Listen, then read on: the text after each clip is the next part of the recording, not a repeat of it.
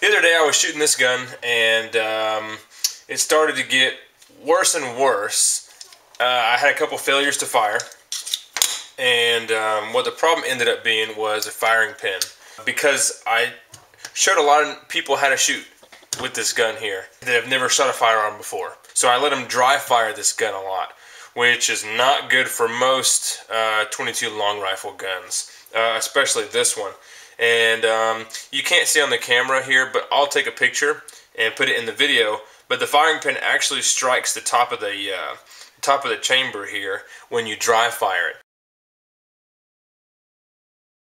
And if you do it enough, you'll actually see a dent, and it'll start to bend the chamber down into the barrel to where a round won't even chamber properly. And when I knew I was getting a problem was actually the gun stopped. It would fail to feed a new round, and the bullets would only go in about that far. And when I looked at it, I could see the metal actually mushroom down into the barrel there. I just filed that little piece off, kept shooting. Well, eventually it finally just stopped firing altogether. So I'm going to show you guys how to replace the firing pin here.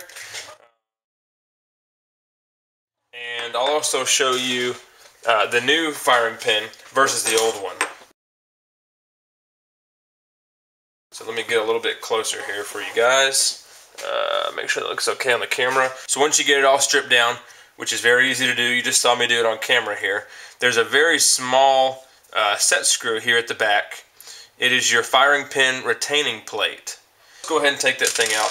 You're going to need to find a Allen key that is small enough to fit in here, and that's going to be difficult. Actually, what I'm using is a Cobalt micro bit set. So we'll go ahead and take this thing out.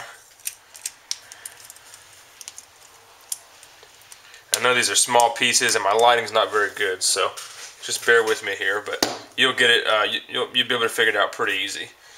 So once we get that out, set that little set screw aside, and then just barely depress the firing pin enough so we can slide this retaining plate downward. Alright, and once we've got it sticking out the bottom here, you can either grab it with some pliers or just push it out the rest of the way. Now, if you have a good firing pin, there's going to be a little bit more spring tension here, so just make sure you cover this area here with your finger or something so that firing pin doesn't go flying. Not many people are going to take their guns apart if their firing pin's good. I had to take this one apart before, though, when I did the paint job. So that's why I had it apart. And you actually don't have to slide that plate out all the way, but I did. So there's your little plate. And it looks like it can go in either way, but go ahead and just try to put it in back the way it came. Why not? So we can see where the hammer has been covering right here and striking, so we know that's the outside. And there's nothing special. There's no pins that are holding this thing in place. So we're just gonna flop it out there. And there it is. And there's our little spring. So let's take a look. I'll clean it off here. And there we go. So there's our firing pin and our spring. And what's interesting, I can actually see some damage here on the spring, and I'll take a picture of that. I wonder if that's causing our problem, not actually the firing pin. We'll take a look at it. I'll take a picture because, again, I don't think you'll be able to see this on the camera.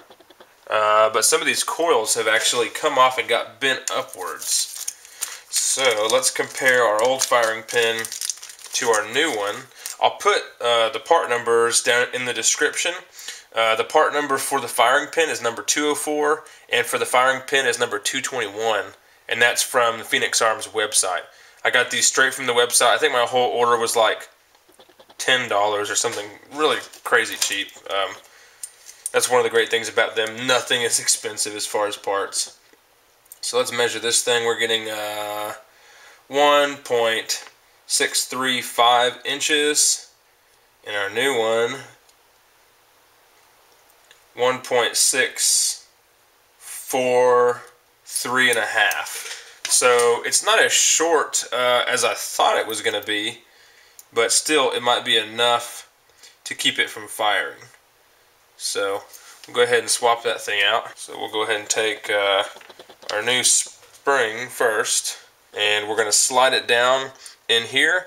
At the top, if you look through it, you'll see the hole for your firing pin, and then at the bottom there's a slot where this little spring can sit. So it's not a bad idea if you want to go ahead and get like a dental pick or something like that to stick down in that area and clean out where that spring sits, so you know it's seated correctly. So it looks like it's in there correctly, and you'll see the firing pin slides in this way. So this groove right here at the bottom is actually where your firing pin spring will ride. It rides right in here.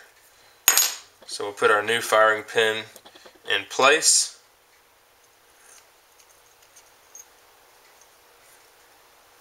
Alright, and then we'll take our retaining plate and clean all our gunk off from our nasty 22 ammo and slide that guy back in place.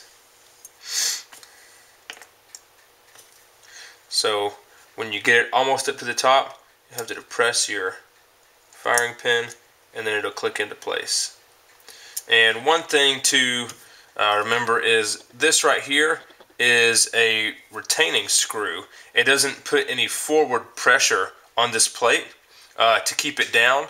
So once you get it all the way tight, this plate will still wiggle around.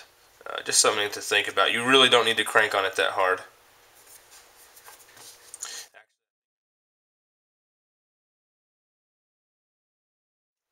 So we'll thread this thing back in.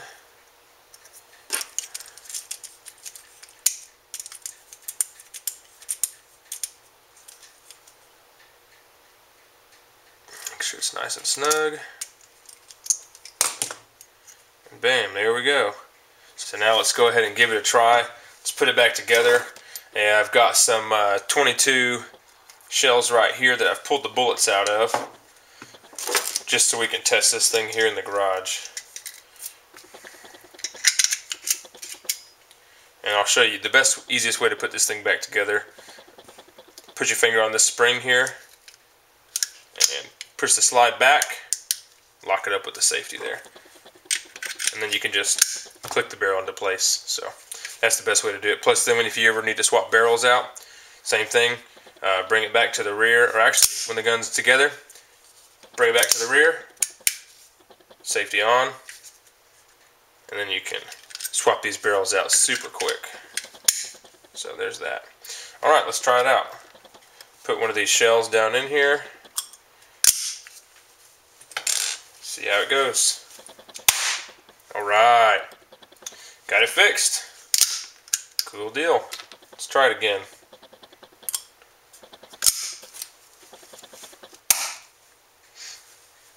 Pretty cool.